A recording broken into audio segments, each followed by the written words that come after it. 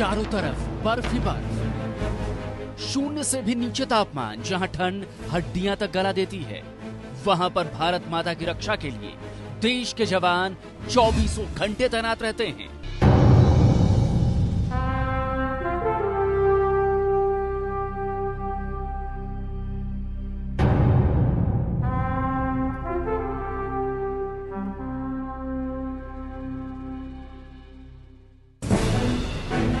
कैसे तैयार होते हैं ये snow warriors?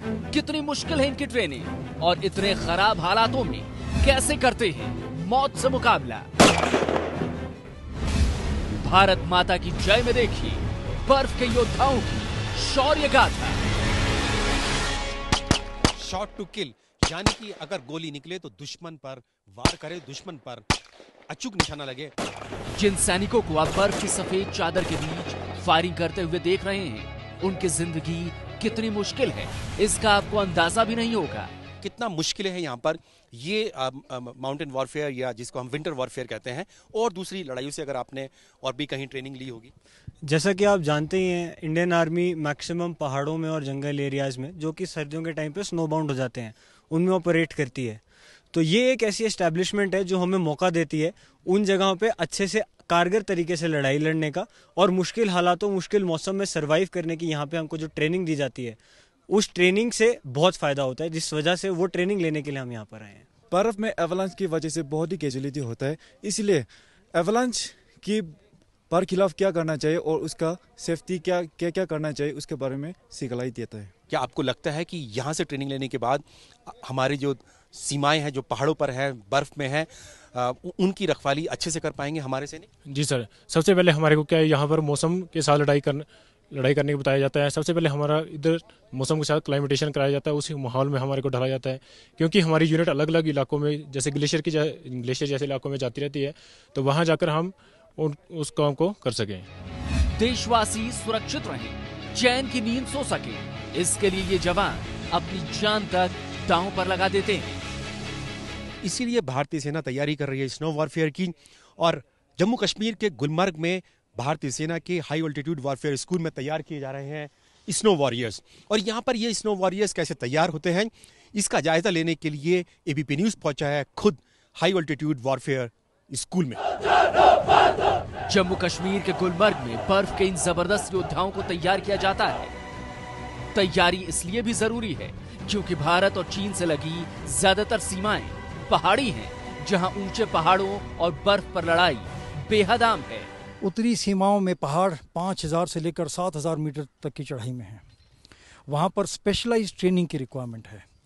High for altitude warfare school एक specialized mountain training, snow training, जिसको कहते हैं ग्लेशियर ट्रेनिंग, और क्लिफ असॉल्ट, इस तरह की नई नई ट्रेनिंग जवानों को प्रदान करके उनकी शारीरिक और मानसिक क्षमताओं को बढ़ाता है, जिसमें समय आने पर अगर युद्ध होता है तो हमारे जवान सक्सेस होकर निकलें, विजय होकर निकलें। पाकिस्तान और चीन के साथ भारत के करीब 7000 किलोमीटर लंबी सीमा है। पश्चिम में गुजरात से लेकर जम्मू कश्मीर होती हुई अरुणाचल प्रदेश तक भारतीय सीमा फैली हुई है। इन इलाकों में पहाड़ों की ऊंचाई 9000 से लेकर 24000 फीट तक है। 1962 में चीन से लड़ाई में सेना के पास पहाड़ों और बर्फ में लड़ने के अनुभव में बहुत कमी थी। 1962 में चीन के साथ जब युद्ध हुआ भारत का, तो वो ऊंची ऊंची पहाड़ियों पर हुआ, अरुणाचल प्रदेश में, लद्दाख में हुआ, और ठंड के मौसम में हुआ था। उस वक्त हमारे जो सैनिक थे, भारतीय सैनिक थे, वो उस ठंड में और इतनी ऊंची पहाड़ियों पर लड़ने के लिए तैयार नहीं थे। इसलिए जरूरत समझी गई स्नो वॉरफेयर या विंटर वॉरफेयर के लिए। और जो हाई ऑल्टीट्यूड वॉरफेयर स्कूल है, वो इसीलिए यहाँ पर स्नो वॉरियर तैयार करता है। लेकिन इतिहास से सबक लेते हुए सेना ने इस कमी को करीब करीब दूर कर लिया है।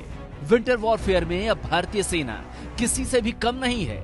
इसके लिए सेना के इन जांबाजों को श्रीनगर से करीब 55 किलोमीटर दूर विश्व प्रसिद्ध हाई एल्टीट्यूड वॉरफेयर स्कूल यानी हॉज में तैयार किया जाता है। यहाँ से निकले स्नो वॉरियर्स को व्हाइट डेविल्स के नाम से जाना जाता है। जैसे ये AK-47 राइफल है, इसके ऊपर भी ये सफेद रंग की एक पट्टी जैसी बांध रखी, वो इसीलिए की जाती है ताकि बर्फ में अगर ये कहीं जाते हैं, बॉर्डर पर जाते हैं या फिर दुश्मन के इलाके में अगर घुसकर इन्हें हमला करना होता है तो ये दिखाई न दें, उसी के लिए इनकी जो यूनिफॉर्म होगी अगर जाएंगे स्नो वॉरियर्स की, वो सफ़ेद रंग की होगी। हथियार भी छिपाने के लिए इन्होंने सफ़ेद रंग के कर रखे हैं। ये सेना का एकमात्र ऐसा ट्रेनिंग सेंटर है जिसके अधिकारी, इंस्ट्रक्टर्स और यहाँ तैनात सैनिक ट्रेनिंग देने के साथ साथ खुद रणभूमि में भी दुश्मन से दो हाथ करते हैं। यहाँ पर एक एक जवान हर एक यूनिट का इतनी काबिलियत रखे कि सबसे पहले मौसम की मार से और फिर दुश्मन की से गुत्थम गुत्था की लड़ाई या चाहे कोई भी लड़ाई हो उसमें अपना मादा रखे और अपने देश का नाम रोशन कर सके। 1984 में ऑपरेशन मेघदूत के दौरान हॉज टीम की मदद ने सियाचिन पर भारतीय सैनिकों के कब्जे को बरकरार रखा था। यही नहीं, करगिल युद्ध के दौरान जब ऊंची पहाड़ियों पर बैठे पाकिस्तानी सैनिकों को निकालना मुश्किल हो गया था, तब हौज के ही एक मेजर के नेतृत्व में भारतीय सेना ने क्लिफ टॉप रणनीति के तहत सीधी खड़ी पहाड़ियों पर चढ़कर पाकिस्तानी सेना को भौचक्का कर दिया था। कारगिल की लड़ाई में हमारे टीम्स ने, ऑफिसर और जेसीओज और अदर रैंक्स की 2-3 टीम्स ने बहुत ऊंचे ऊंचे पहाड़ों में रोप फिक्सिंग करके दुश्मन के ऊपर विजय पाई। उसी रोप के सहारे बाकी इन्फेंट्री यूनिट्स को हमने सहायता दी पहाड़ के ऊपर चढ़ने की, हाई एल्टीट्यूड माउंटेन्स पर चढ़ने की, और फिर विजय प्राप्त हुई। इतना ही नहीं, हाल ही में जब भारत का चीन के साथ डोकलाम विवाद हुआ था तो सेना मुख्यालय ने हौज स्कूल को सबसे पहले अलर्ट जारी किया और इन्हें स्टैंड बाय पर रखा था। डोकलाम में जब भारत का चीन के साथ विवाद हुआ तो भारत के लगने लगा कि अगर युद्ध हो सकता है चीन के साथ तो हौज की ही जो स्नो वॉरियर्स थे उनको स्टैंड बाय पे रखा गया था कि अगर युद्ध हुआ चीन के साथ तो इन्हीं स्नो वॉरियर्स को डोकलाम में भेजा जाएगा, क्योंकि इनसे बेहतर भारतीय सेना में किसी को नहीं है हाई ऑल्टीट्यूड में दुश्मन से लड़ने के लिए। यहाँ ट्रेनिंग करना कितना मुश्किल है और मौसम की मार कितनी घातक होती है, इसका अंदाजा एबीपी न्यूज टीम को यहाँ पहुँचते ही हो गया, क्योंकि यहाँ पर ना तो साधारण कपड़े काम करते हैं, ना ही चश्मे और ना ही जूते।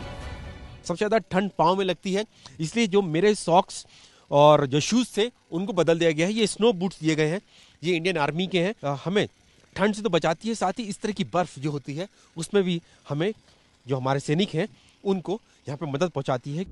बेसिक कोर्स में सैनिकों को मिलिट्री स्कीइंग के अलग अलग मूव्स के बारे में जानकारी दी जाती है, कैसे स्कीइंग के जरिए वो ऊंचाई से पेड़ों और बाधाओं को पार कर सकते हैं। यहाँ पर जो हम देख रहे हैं वो हमारे सैनिक हैं जो स्कीइंग पेट्रोलिंग कर रहे हैं, यानी कि स्कीइंग के जरिए पेट्रोलिंग की जाती है इस तरह से ग्लेशियर में।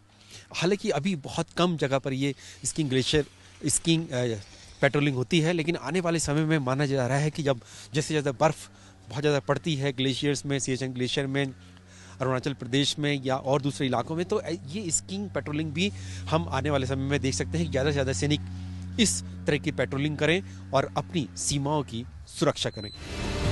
9 महीने की ट्रेनिंग के बाद चुनिंदा सैनिकों को एडवांस ट्रेनिंग के लिए चुना जाता है, जिसमें स्कीइंग करते हुए ही दुश्मन पर अपनी बंदूक से निशाना लगाना सिखाया जाता है।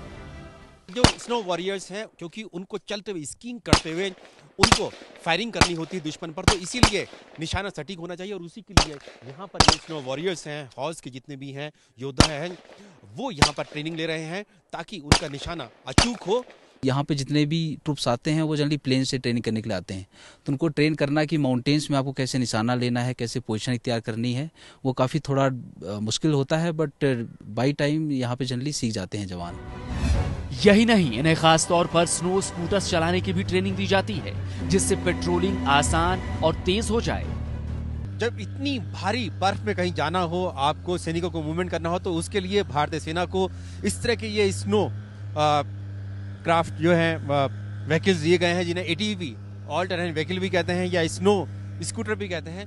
इनके जरिए कहीं पर भी पहुंचा जा सकता है और तेजी से मूवमेंट किया जा सकता है, तेजी से जा सकते हैं आप।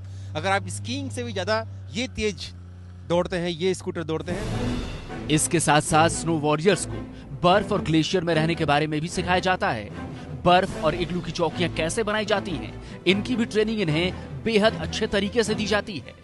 इस वक्त हम एक इग्लू में हैं। ये इग्लू क्योंकि जहाँ पर भी ग्लेशियर होते हैं वहाँ पर जो सैनिक हैं वो इस तरह के बर्फ के ही इग्लू बना के रखते हैं। मैं कहूँगा अपने कैमरामैन को कि एक बार अंदर जाएं और देखें कि किस तरह से जो हमारे सैनिक हैं वो अंदर इन इग्लू में रहते हैं सियाचिन ग्लेशियर में, इतने मुश्किल हालात में। देखिए 3-4 सैनिक आराम से यहाँ पर रह सकते हैं। सेना के व्हाइट डेविल्स को दिन हो या रात हर वक्त सीमा की रखवाली करनी होती है, इसलिए यहाँ कोई कसर नहीं छोड़ी जाती।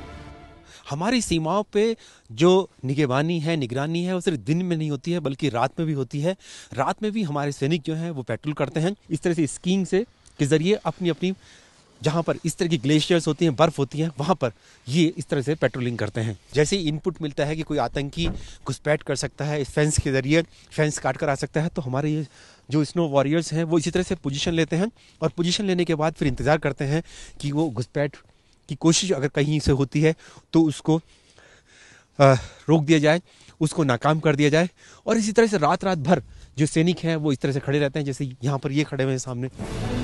साफ है दुश्मन की चाल पर पैनी नजर रखने के लिए भारतीय सेना हर वक्त और हर किस्म की लड़ाई के लिए तैयार है, फिर चाहे वो जंग बर्फीले पहाड़ों पर हजारों फीट की ऊंचाई पर ही क्यों ना हो। भारत माता की जय! भारत माता की जय! हाई ऑल्टीट्यूड वॉरफेयर की जय! माउंटेन वॉरियर्स यानी कि पर्वतों के योद्धा बनाया जा रहा है और वो यहाँ पर दिखाया जा रहा है।